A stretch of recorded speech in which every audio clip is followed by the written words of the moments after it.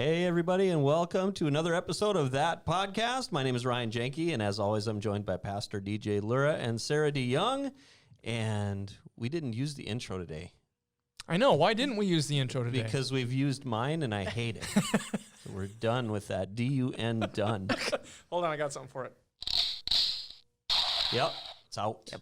It's out. Dunzo. Yeah. Good grief. Well, I got to say, it's been an interesting day for me, even before getting to hang out with the crew at That Podcast. As I've shared, I am a credited, successful kindergarten teacher. You are the reigning, defending kindergarten teacher of the year in North Dakota, right? At my household. Yes. Absolutely. And I know everything about kindergarten. Okay. Struggling a bit with first grade. Are you smarter than a first grader? Not even close. Today, with my son, as we're going through his work, I was amazed by what first graders learn. Like, they are so much more advanced than us. I learned today about geology. Okay. And paleontology. Oh, yeah, the study of dinosaurs. Botany. What's botany? Flowers? Yeah, I think so. Flowers and plants. You think so? whatnot? I thought you just taught him. Like I said, I'm not credentialed at all to be a first grade teacher. He said he taught him. He didn't say he learned anything. No, exactly right. You read to him. And about inventions. And it was going through the list of all these famous different kinds of scientists. And my son was hearing names like see, none of them even stick. I can't remember. The only one I remember is Leonardo da Vinci. Okay. Stephen Hawking. Oh, I've heard of him. Yeah. And that was about it that I knew. I didn't know any of the other ones. And I'm old. I should know this stuff. But thankfully, we got through his lesson plan. It only took all morning. Okay. For 2 lessons. Nice. And here we are. So I'm just blown away by what kids are learning these days. Yeah. And he's got, like, maybe you remember what it was like. When I was a kid, it was like they gave us scratch paper. Yep. And we wrote letters. Okay. Lots and lots of letters. Oh, no. Nowadays, it is iPads and styluses. Oh, yeah. And all this just amazing stuff. And I'm just blown away by it because when I was his age, our school had one computer. And you got to go down there. Letters. Yep. And you got to go down there about once every 3 months and play like Hangman or something. And Carmen it was the coolest. San Diego. I know. We never had Carmen San Diego. Why? Because we were low budget. Country church or country school. Wow. That's crazy.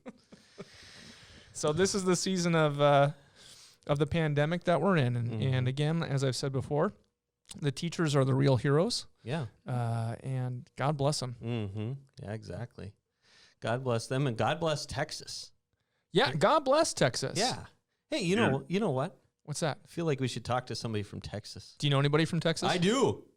Really? Yeah. His name is Bryce Formwalt. Let's call him right now. That sounds good. Hey, Bryce, you there? I am here. See? You like that? What a great segue, Ryan. We are joined by Bryce Formwalt. And Bryce, it's good to have you here. I'm glad you came on. Thank you. I appreciate the invitation. Yeah. So I will let you introduce yourself, but Bryce is involved with the LCMC Texas District as well as Harvest Workers. But you go ahead and share your official title and all that sort of thing. Sure. Thank you. So in 2015, I was called to serve LCMC Texas District as our very first Director of Mission Growth. And over the last year and a half, we've established a new online ministry training program called Harvest Workers. And so I am the program director for Harvest Workers as well, and live in the Austin area in Georgetown, Texas. And having moved here from the frozen tundra of North Dakota, where I was a resident from 2011 through 2015. I knew I liked this guy. Yep. What's it like going from North Dakota to Texas? Out of the freezer into the fryer, baby. Isn't that the truth? Yeah, for sure. First thing I did was sell my snowblower when I got the job. To someone in Texas? Did someone buy that? No, I came back to North Dakota after my interview, and in which they offered me the position, and literally the next day there was a dusting of snow. This would have been April of 15, and I listed my snowblower on BizMan. Got her sold. Went like hotcakes. Mm-hmm. It did. So is now Pastor Paul Cross spent some time in Texas, and he did. Yeah, we like traded places, sort of. Yeah. So I was talking to him. I've only ever been to Texas one time. I went to Dallas, and it snowed. And I bet it was for a Bison championship game. It was for a Bison championship game, and it snowed there. And I was like, well, I didn't even bring a coat because I'm going to Texas, man. Well, no, you went to Fargo South. That's Dallas. Well, so I talked to Paul about that, and he said, well, you went to Dallas. You didn't really go to Texas. So are you really in Texas? Is Austin really Texas, or how does that work? Yeah, we're central Texas. So yeah, there's you have to drive a day's drive to leave Texas. Wow. Texas is huge. Pretty much every direction. Texas is huge. I remember driving to Dallas, and you look at it on a map, and you're like, it's just right there. Well, come on, where is it? Yeah, try going down to Brownsville from there. So. Oh man, yeah, because that's right on the Gulf, right? Yeah, it's right down on the Gulf of Mexico, the Mexican border. So yeah, it's a huge state for sure. I mean, it's its own country, the Republic of Texas. And literally, no joke, one of the questions I was asked in the interview is, how do you feel about driving? I suppose. So you've been there since 2015? Yeah, yep. I started July of 2015. Okay. So yep, and the first person in this position, it was a kind of a new idea.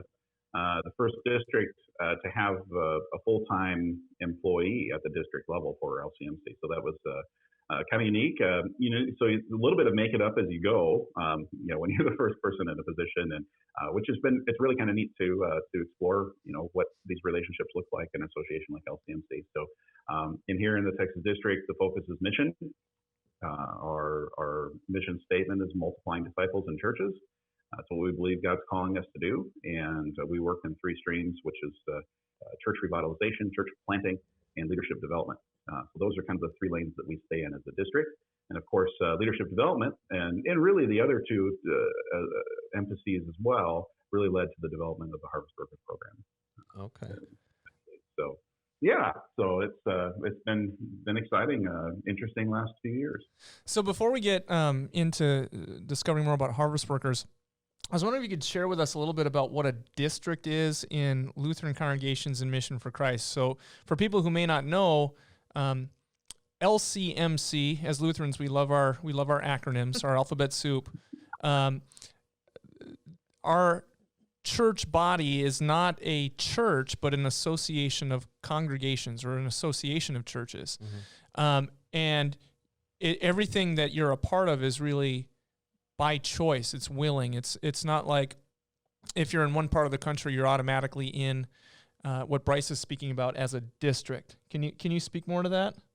Yeah, well, really, we kind of treat it as we are the district for Texas LCMC congregation. So contrary to what you just said, you can choose to really be a part of what we do or not, but because you're an LCMC church in Texas, we consider you one of ours, So, but yeah, it was a voluntary thing where the churches in Texas, the LCMC churches in Texas, decided to form together and to form a kind of a fellowship, if you will, a sister association, a subset of the Lutheran Congregations of Mission for Christ nationally or internationally, and just with the churches here in Texas. And they asked the question of themselves, if we're going to gather together as a district, why?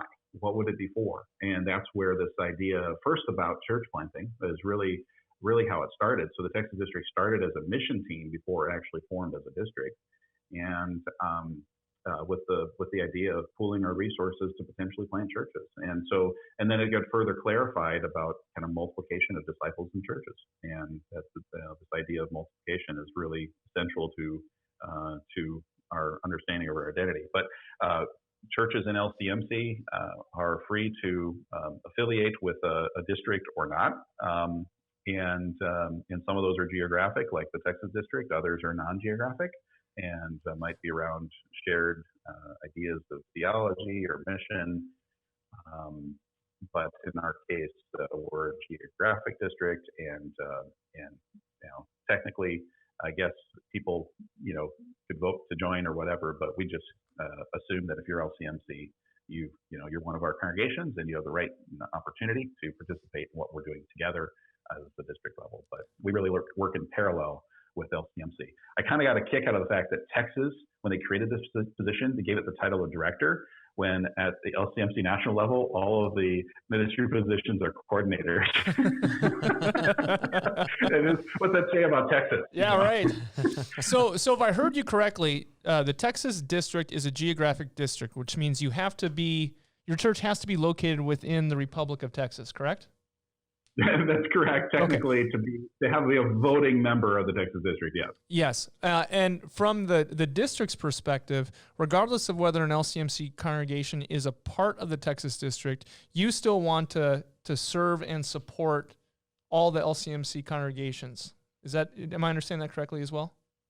Well, yeah, to a certain degree, that we hold things with an open hand, right? So as a Texas district, this is where we believe God is leading us and calling us, especially to facilitate home mission, meaning our focus is on mission in Texas and in planting churches and reaching disciples, making disciples across Texas. But at the same time, we also realize that when we create things and that we can hold that with an open hand, and that it could be a benefit or a blessing to others. And there's no reason why not to share. And so things like harvest workers, we wanted to be able to invite the best teaching faculty from across our national association, not just the best of us in Texas. And at the same time, we also recognize that since this is an online ministry training program, there are no geographic barriers or boundaries that you're worried about. And so somebody in Fargo, North Dakota, for example, could become a harvest worker student. And so that's a real, I think, honor and privilege to be able to have that. Now because of the Texas district is kind of put themselves out there financially to get behind it, we did create kind of an in-state, out-of-state tuition. So those coming from non-Texas district congregations end up paying $50 more a class. But that's sheer highway robbery. Yeah. That's great. But we make it super affordable. So, even for somebody outside of Texas, it's really, the idea is to make ministry training accessible, affordable, for as many people as we can. And even now with technology, like this webinar we did, probably 60% of our people that registered for the webinar were in Texas. But 40% weren't. And so we had people logging in from Minnesota, North Dakota, Ohio, all sorts of different places, Utah, and to kind of tuning in to the webinar. And so that's great. And same thing, we've got a winter retreat coming up in end of January. If there are people that want to escape, winter in the middle of the upper Midwest and come to Texas for a couple of days and have a great retreat and part of their continuing education, we welcome that. I don't know that we're going to have as great a luck getting people to come to our annual gathering. We do a big annual gathering, but it's held in July. This year in South Texas, no less. So that's less attractive. Yeah. Up north. Well, Bryce kind of touched on it. The way I got to know Bryce is I am enrolled in Harvest Workers, and I'm yeah, and it's been great. Is it because of the winter retreat? You want to get away from here in January? Well, that was a selling point. That was a selling point. Actually, I didn't know about that till after I enrolled. That's a nice surprise. Yeah, it was really nice surprise. So yeah, I am almost done with the first class. There's 12 classes in 12 courses in the program, and I am taking one on the Old Testament, which there's an academic portion, but there's also a spiritual formation portion that's been really neat. A lot of sort of mini retreats and doing things like that. But Bryce, why don't you talk about that, the different courses available? Or maybe we should back up and talk about the formation of harvest workers and how long you've been working on that, when it launched, that sort of thing. Then we can dive into some, specifics. Sure. And in full disclosure, we have 7 enrolled students right now in 2 courses online. So we are still in development and building this program, and really excited about the future. There are times when I get a little frustrated that, wow, this isn't going as fast or as easily as I would like. But then just yesterday, I was reminded of we're really 18 months into this thing from when just the idea we started kicking around was formed. And so when you consider that 18 months ago this was a thought, and now we actually have something and we're well on our way to building it out. These things take some time, and I'm just grateful to God and thinking about, wow, not only did I get the vision for this, but I think God had to speak through a lot of people for this to come about. So just to back up, in the spring of 2019, my mom was on hospice and having her end of her 6-month battle with pancreatic cancer, and so I spent a lot of time. I was very grateful for the time that the district afforded me to kind of work from up north in Iowa, where I grew up, and spend time with my mom and dad in her last couple of months. And as I spent time sitting in her hospice room, holding vigil in her last month of her life, this idea for an online ministry training just kept on coming to me, and it wouldn't go away. And so it was one of those things that I just struggled with and just wanted to put to bed, but God kept on bringing it back to mind. And after my mom passed away, and I came back to Texas, and I shared the thought with actually a church planter that I coached that's planting in San Antonio. It was the first guy I shared it with. I said, yeah, this is just this thought that kept on coming to mind. And he's like, you need to do that. Like, we need to do this, and I'm like, no, I mean, that's not for me. I mean, it's a cool idea for somebody else, and then I shared it with another guy that's on our district council and that is a pastor, and he's like, oh man, we need to do this, and like, you need to lead this. And I'm like, no, I mean, I don't know what you're saying. And then I shared the idea with the chair of the district council, and he's like, I've been thinking that we need to do something like this for a long time. No. How many times does the Holy Spirit have to say it to you? Apparently, yeah. So it was one of those things that was reluctant at first, and I'm sitting here going, well, I can't even keep my mouth shut about this thing. I mean, all I had to do was keep my mouth shut.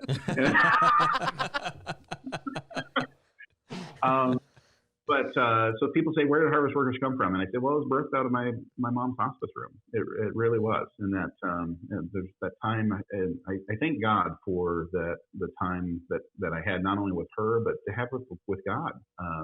And I think sometimes a lot of the best thinking happens when we're, and discerning happens when we just take the time to stop, to shut off the phone and not look at the email and create some margin in our life. So that's been a life lesson for me too, is to remember to take that time and have that margin for God to be able to speak and show us what he wants to show us. But long story short, basically the district council kind of affirmed, they had to ask some great questions about what this might look like, and said, hey, let's explore this further. And so just started talking to all the kinds of people I need to talk to, people that are in formal seminary education, and people, LCMC national staff, and leaders across the Texas district, other pastors, had some good critiques of the idea and challenges, as well as a lot of affirmations along the way, and it really helped clarify the vision. And one of the gentlemen that was really a big part of the inspiration behind Harvest Workers, a man by the name of Meyer. And Chris is now on staff with us as our student recruitment coordinator while being a student himself. But I sat down with Chris to kind of share this vision about a month in from when I first started sharing it with others. And he challenged me and he said, Bryce, he said, so have you done the God Dreams thing? And let me back up. God Dreams is this idea of vision process that I've been teaching congregations. I taught his congregation. He was the council president of his congregation. And it's talking about really kind of, pursuing what is God's vision for, what is God's dream for this ministry. And so I went home, and that's where the name came from, was really kind of pursuing and again, holding it with an open hand and say, okay, God, what is it that you really want to accomplish through this? And it was just instantaneous that Matthew 9 and Workers for the Harvest came. And that's actually what we initially started calling it, was Workers for the Harvest. And it was later that we changed it around and said Harvest Workers. But yeah, the big dream of God is calling us to help equip and prepare workers for the harvest. And yeah, so we've been building it. And we had to, again, gain the support of the district leadership, the district to fund it and budget for it. Find faculty from, that would get on board with this model of teaching, which is kind of unique. And we can talk about that some more too. But yeah, we're really excited about it, and to see all the pieces that have come into place so far, you can definitely see God's hand at work. Yeah, it's too cool. It is. It is really neat, and same sort of thing. You can run. You can't hide. Eventually, you're going to do what the Holy Spirit's telling you to do. It happened. That's how you know it's good, because you're like, nah. And it Wait, doesn't what? go away. All right, I guess we will. Yeah. So. And part of figuring out in my initial thought was just, I thought it was a good idea, but I didn't see it as something that was necessarily in any way in my job duties, right? In my responsibilities. Like, how does this fit with a director of mission, And so then really kind of doing the work, because it's like, that's education. That's not, right. That was in my mind, and it's for somebody else to do. But then to really kind of realign things and say, look, we're about church revitalization, we're about church planting, and we're about leader development. This is all three of those things, because core to revitalizing churches and planting churches is developing leaders. Absolutely. And so we need to do that. And the traditional seminary route is fantastic for some people, but it's not necessarily fantastic for all the people that God is calling. And that was why Chris Meyer was important to me as an individual who God is calling this individual. But traditional seminary, he's on the 12-year plan to answer God's call, and he's going to be $100,000 in debt, right? So is there, either that guy, either Chris doesn't go out into the mission field, or he goes out ill-equipped and unprepared, or he goes out 12 years later and financially insecure. Yeah. I'm sorry, go ahead. No, I said that's the problem that we're really, what is there another answer? Is there another way to equip people to answer God's call for whom this traditional seminary route doesn't work? Well, that's what was appealing to me, because I just got done with a 4-year degree, and the last thing I wanted to do was hop into another, okay, here we go, and Harvest Workers sort of gave me the option for the best of both worlds. I could get back into, sharpening the knife, so to speak, and it's self-paced. And so that was like, okay, I can do that. I don't have sort of that weight on me, bearing down on me, because that can be overwhelming. I did it for 4 years straight, and man, that's tough. And I wanted to do something, but I didn't want to go, full-fledged seminary. And so this was a great option for me. Well, and I would add too that I think that Bryce and Harvest Workers have really hit on a solution to a building problem for a long time, going at least for the last 30 years, of the increasing costs of higher education and how it drives out those who really have a gift, especially in the Lutheran Church, where we have a kind of a high bar expectation for our pastors that they be properly educated theologically, as well as biblically, as well as relationally, and the expectation, the gold standard, has been like a master's degree, and this goes back to the Reformation, but it's not always been a situation where you have to pay $100,000 to get that kind of education. If you look at like when the Lutheran Church first started in the United States, it was started, I guess the standardized version of it is the Pennsylvania Ministerium by a guy named Muhlenberg. And the way that they trained up pastors was really more like an apprenticeship. And that's what I see you guys doing. At least that's what it looks like in my eyes, and I love it because it's getting the important theological, biblical, and leadership training that's necessary to be lean and mean for the sake of the gospel in this day and age. So I see you guys doing it. I see some seminaries struggling with it because I think all the seminaries across the country in all denominations are suffering because of this same epidemic of cost to reward ratio to. You pay all this money to become a pastor, and it's not, being a pastor is not a lucrative position by any means. But being a pastor isn't the necessary piece to share the gospel or to live out your calling. It's a specialized ministry. So I think what Harvest Workers is doing, what some of the seminaries are doing to learn to cut their costs and go more online is the solution that's desperately needed. And I'm glad that the Lord's put it on your heart. And the Texas district to bring this together. Is this the first year? Yeah. So, and we don't look at things by year. So let me back up and kind of give you a little bit of an explanation of what Ryan was talking about when it says self-paced. So what's different about our online training, and we use the word training more than education because it is really targeted towards raising up and training competent ministers of the gospel, whatever ministry that looks like. It may or may not be pastoral. Yep. But it is self-paced. It's all online with pre-recorded lectures, so that a student can learn in their free time, in the time that they have available, which might be over a lunch break or it might be at 1 a.m. It just depends on the situation of each student, and they can binge it like Netflix, and then take some time off, or not. But I would necessarily advise that because you got to do the reading assignments in between. But basically, it's an online an online platform that we use called Ministry Grid that we build the courses on. And there'll be a video lecture that's pre-recorded, and then there'll be like basically an interactive syllabus. So, read this, watch this, write this, whatever it is that you have for homework, whatever the teacher assigns.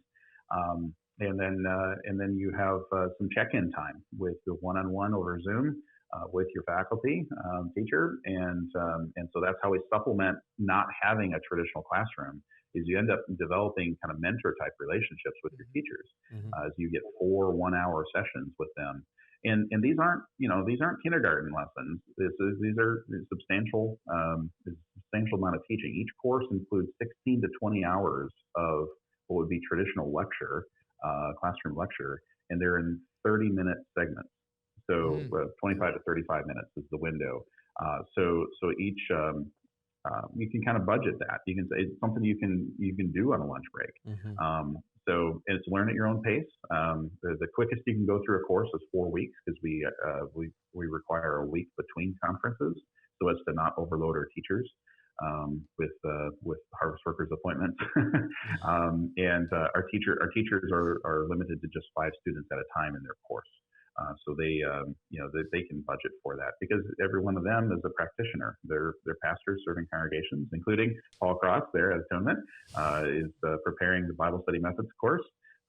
You can check with Paul and find out where he is on his course development. How many sessions do you have for Dr. Cross's Bible course?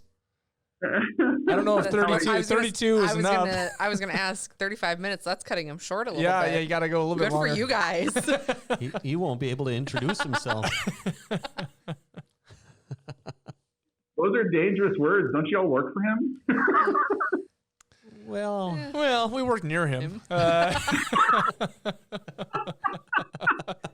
We're not repeating anything that he hasn't said a million times himself. He needs a good 90 minutes, I think, at a shot to really get things going. We might have like a 4-episode rebuttal once he comes back. So can I tell you a Paul Cross story? Oh, I'd love it.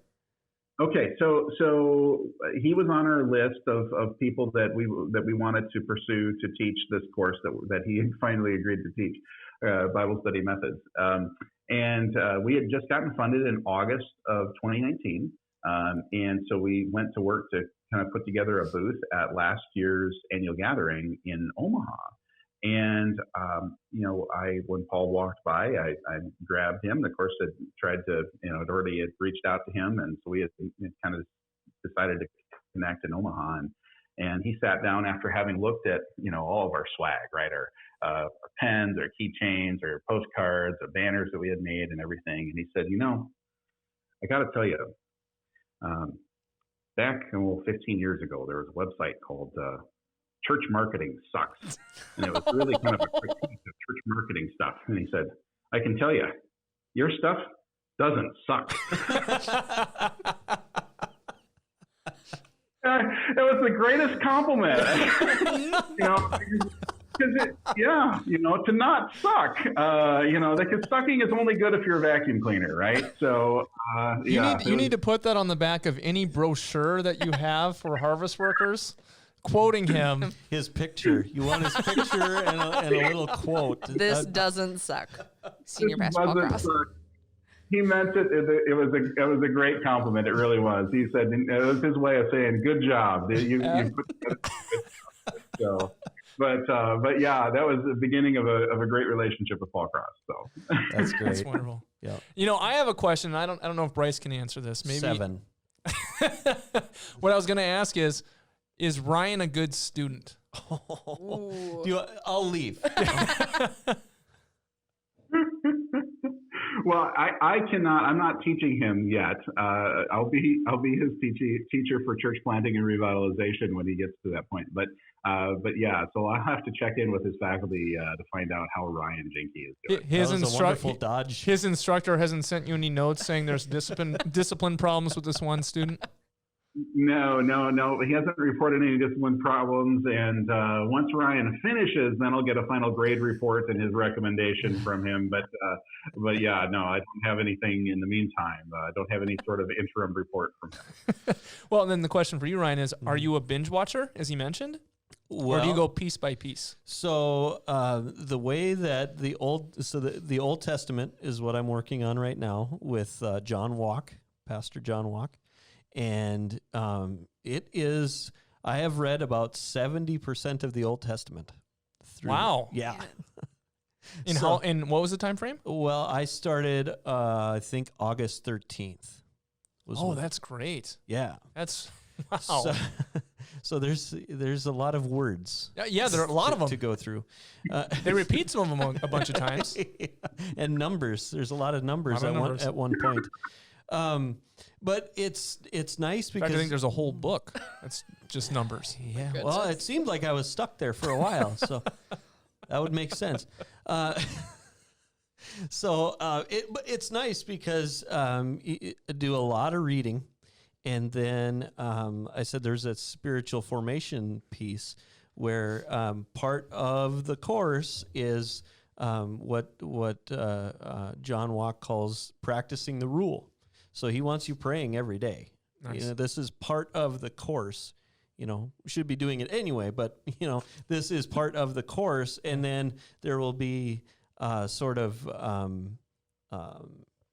questions to go along with that. Meditate on your call, or meditate on how you relate to this person of the Bible, or things like that. and like Bryce said, there's some check-in time, and there'll be a paper due at the end, that sort of thing. Was there 142 steps, I think, in this course? And a lot of it is, you'll get to one spot and it'll just say practice the rule. That's the step.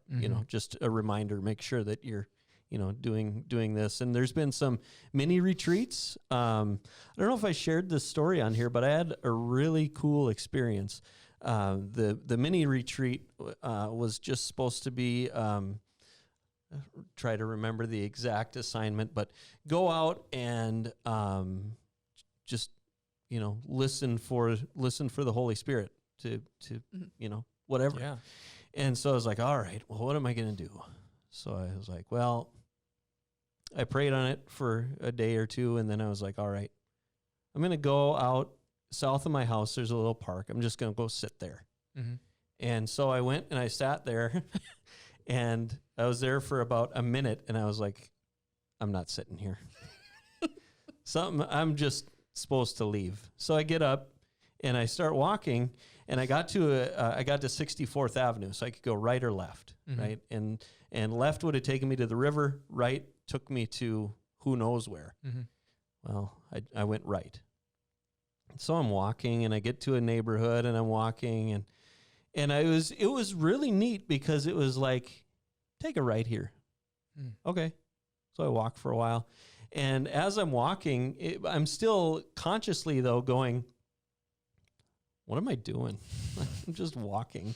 What a waste of time. And so I walk, but I walked by a park that I used to take the kids to all the time when they were little.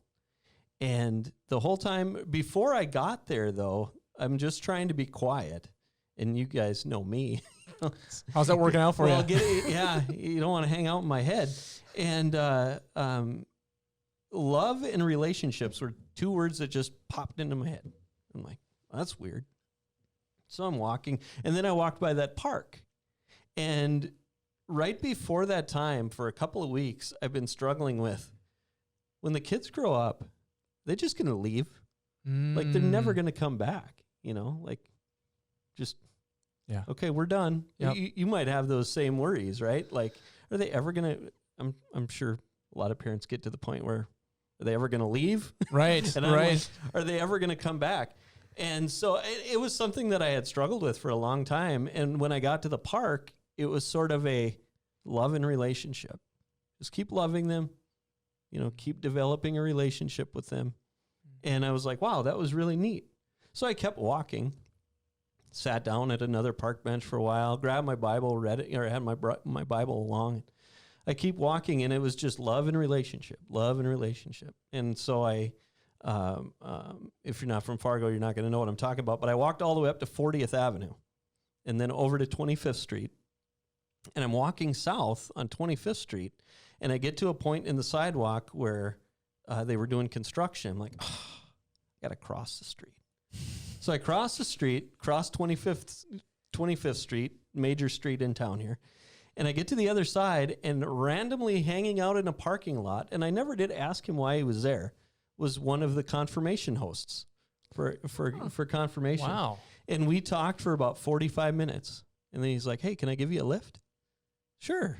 So he took me back to where I had my car, and I was like, love and relationship. Yeah, love and kidding. It was a neat experience, but that's one of the things that I've done through this course, and that was probably the coolest thing so far. How far do you think you walked? Long enough that I was tired when I was done. If you're not from Fargo, Fargo's a grid system, and it's numbered. So it's very difficult to get lost in this town, because if you miss your turn, you just make 3 more rights and you're right back where you were.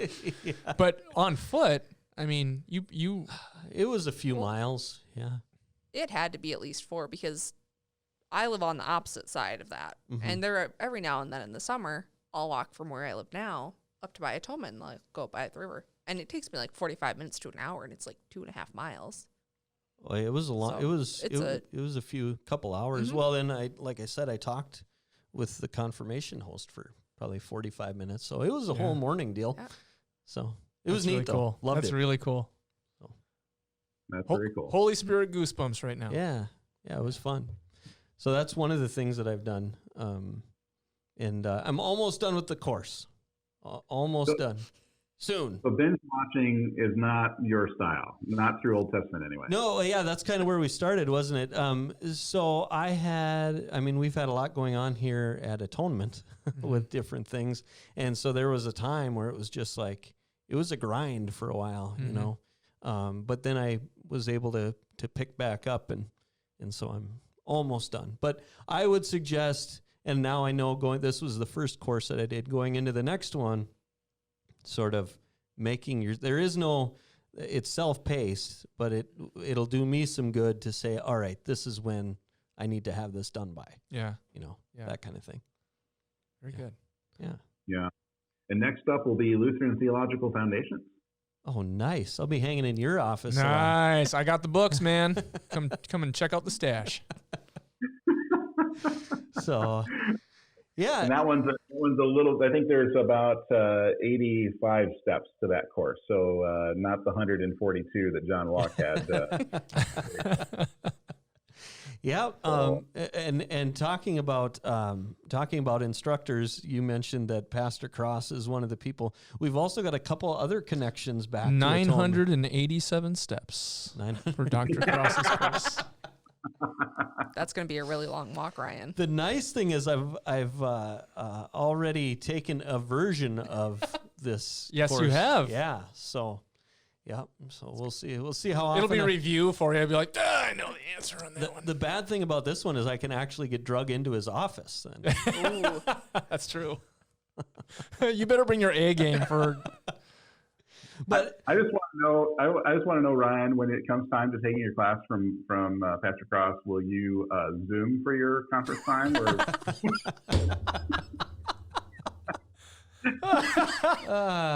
I'm going to ask him to go to his personal library and load yours up on the back of the Yeah. So there's a little bit of an inside joke about that because Ryan has a Zoom screen of Pastor Cross's personal library in his library. Yes. So whenever Paul would be leading one of our staff meetings, all of a sudden there's Ryan. Yep. Sitting at his desk. Yep. That's pretty cool. Yep. So you mentioned a couple of we talked about the Old Testament. What'd you call it? Theological development. Yeah, Lutheran Theological Foundations. Is the name of that. That's what I meant. Yeah. I don't have my cheater in front of me. Sure. What are some of the other courses? Yeah, so the way that we're organized is that every student starts off with the 5 foundational studies courses. So you can take them in any order. In our case, we only have 2 online right now. So we're working on developing 3 and 4 and 5 here. Hopefully by February we'll have all those on. But the first 5 courses are Bible study methods, Old Testament, which is taught by Pastor Cross. Bible study methods is Old Testament by John Walk, pastor in Giddings, Texas. New Testament is from David Meyer, and he's in Stonewall, Texas. And then over to theology and church history, we have Lutheran Theological Foundations taught by Marcus Carlson. He's currently doing an interim here in Texas, but hangs his hat near Auburn, Indiana. And then the Reformation and Lutheran Church History rounds out our foundational studies courses, and that is taught by Pastor Janine Brew-Worley in Watertown, South Dakota. So, nice. Go South Dakota, huh? There you go. Yeah. So that's the best class. Sarah is from South Dakota. Yeah. Yep. We haven't, for a while, we had. We've just been ignoring South Dakota for a while. We have been. Yeah. It's best to ignore them right now. We had a running state versus state sort of thing going on. We haven't done that for a while. No. Probably for the best. But do you know that? I think South Dakota's winning right now, to be honest. You know the best thing about Nebraska? It's not South Dakota. It's not South Dakota. Yeah. My wife's from Nebraska. You know, Ryan, I'm going to give them to you. I've been a little mean to you the past couple episodes. You have been. I've been getting you in trouble. Well, so. and Bryce, you're from Iowa, right?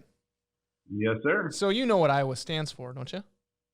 Idiots out walking around. That's not what that's pretty good too. I'll own that one. I'm not going to say what I was going to say because that's better. Oh, it's too good. It's too good. So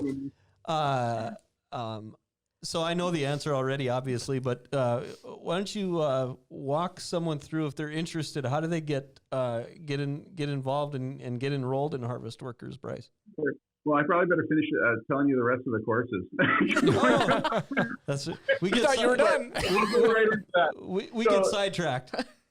Yes, no, that's okay. I do that as well. But so start with the first 5 foundational studies courses, and then there's a pause. We can do an endorsement at that point.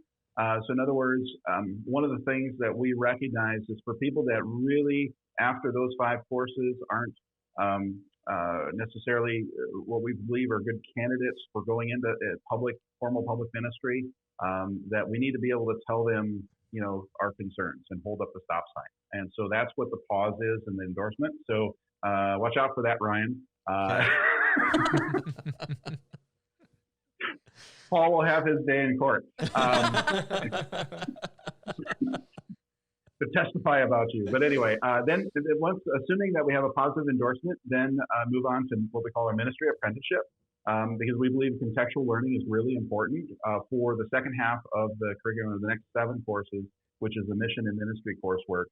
And the mission and ministry coursework includes discipleship and evangelism and discipleship, missional leadership and organization, church planting and revitalization, worship, preaching, care and counseling, and youth and children's ministry. So that rounds out the core of our curriculum. And then there's a final capstone project, which is where we're calling it New Testament Theology of Mission, where we want you to put together really kind of a understanding of your call and how God is calling you, and do a particular project and work with any of your faculty as kind of a independent study sort of project. So that kind of rounds out the curriculum. We expect it's going to take somebody 2 to 3 years probably to go through this program typically at a cost of, for an in-state student, $4,000 or $5,000 for somebody outside of Texas. And so we try and make that very affordable, plus books. That's just the tuition and fees. But we try to make it as affordable as possible, as flexible as possible, and allow you to be able to pursue your training in a way that works with your life and schedule and the other ministry that you've got going on. Recognizing that people are busy and they have jobs, they have families, and it's just a real efficient kind of way to do it. This concept of the flipped classroom really is what we're doing. If somebody's interested in enrolling and checking out Harvest Workers, the best place to go is to our website at www.harvestworkers.net. And we have now it's not just me. We have one of our students has stepped into the role of student recruitment coordinator. So you can call the phone number or send an email. His name again is Chris Meyer, Chris@harvestworkers.net. You can email me, Bryce, at harvestworkers.net. Or email both of us, info@harvestworkers.net, and we'll both get it. But you can apply online. It's a $50 application fee. Usually we can get you turned around, all your references and things like that in a couple of days. And then, everything, it's pay as you go. They pay by the course. So it's for a non-Texas district student, it's $300 per class. And then there's an annual administrative fee that covers the cost of our platform and everything else. That's $300. But you can pay that once a year. So if you go through in 2 years, it's $600 kind of overhead, and then $300 every time you go through a class. So that's kind of how we're structured. That's incredibly affordable. Mm-hmm. Yeah, it is. I'm not ever going to say how much I paid for my education. But wow, you guys get more. And, well, and I will say too. So I got my communication degree from North Dakota State University, and 3 of my 4 years were 100% online. Mm-hmm. And what John Walk has put together has been fantastic. Mm-hmm. I've learned a ton, and there's no sort of I'm gonna fast track my way through this, because sometimes when you do an online thing, you can I'll skirt around it. There's no skirting around reading 70% of the Old Testament. You're not going to do it in the first 2 weeks while the book is still free. Right. Yeah, and I've learned a lot, and I feel like I've grown a lot, too, in taking the course. So I'm excited about the wrapping this one up and moving on to the next one. Well, fantastic. Thank you so much, Bryce, for being with us. Yeah. That's DJ. It's our studio audience. Yeah, that one went really long. Yeah. DJ, they all go really long. Oh, they do? Oh. So someday I'm going to come in here and this little red box is not going to be nowhere to be found. No. We're going to get... I'm surprised it hasn't been labeled yet. That would be helpful, actually. So, yeah, Bryce, I appreciate you coming on. Yeah, you're welcome, and I've enjoyed it. If there's anybody listening who is thinking about it, I would suggest doing it. Like DJ said, it's very, very affordable. I've gotten a lot out of it already. I'm just getting a lot going. of bang for your buck. Get a lot of I don't think maybe I didn't say that a second ago. I mean the bang for your buck is huge. Mm-hmm. I mean what John Walk put together was great. Mm-hmm. And like I said, I've taken a lot of online courses, and this one's is really, really good. I'm getting a lot out of it. You really want to say awesome, but you know that you've been taught by Pastor Cross. I'll hear about it later. Only God is awesome. God alone is awesome. Yeah, I'll hear about it if I say it's awesome. So, well, off air. Yeah. Off air, you can say it. Well, above average. I'm glad you're having a great experience with it, and I think it's important to note too that this isn't just for for pastor types. This really, Harvest Workers, is for anybody who wants to take steps to answer God's call and on their life, where they feel ill-equipped and unprepared. And we have a couple of retirees that have no intention of ever serving in a vocational kind of staff sort of position or as a pastor, but just really want to be available. We've got people that are on church staff that are looking to grow. And we've got people that are feeling called to church planting or potentially being a contract pastor, which in LCMC we got the flexibility to do that. So it's really it's for any sort of person who's looking to grow. And we say our core values are to evangelize the lost, disciple the found, and equip new leaders to make and multiply disciples. And so we want that to permeate each and every one of our classes, and for each of our students to learn and grow in those ways. So for evangelism, discipleship, and multiplication. Yeah, it's great. Well, thank you so much for coming on, Bryce. I really do appreciate it. And again, harvestworkers.net, correct? Harvestworkers.net. Check us out. Give us a call. All right. Well, that's all we have. Again, if anybody out there is looking for a place to worship online this weekend, we've got opportunities at 9 and 10:30 every Sunday or anytime on YouTube. On YouTube, search Atonement Fargo, otherwise atonementfargo.org and atonement.live at 9 a.m., 10:30 a.m. every Sunday morning. Sarah, would you mind praying us out today? Sure. Heavenly Father, we thank you for this time to gather and to discuss and to hear about all of the good works that you have planted in this world for us. Lord, I thank you for Harvest Workers and what they're doing to build up leaders, and it's so needed in our world and especially in our country for those who feel called and don't know what paths to take. So Lord, I just want to pray for anybody who might be hearing that in their heart today, that you help them rise up and reach out if that's what you are calling them to do. And in your name we pray. Amen. Amen. All right. Thanks, Bryce. And thank you all for listening. And remember to join us again next week for another riveting episode of That Podcast.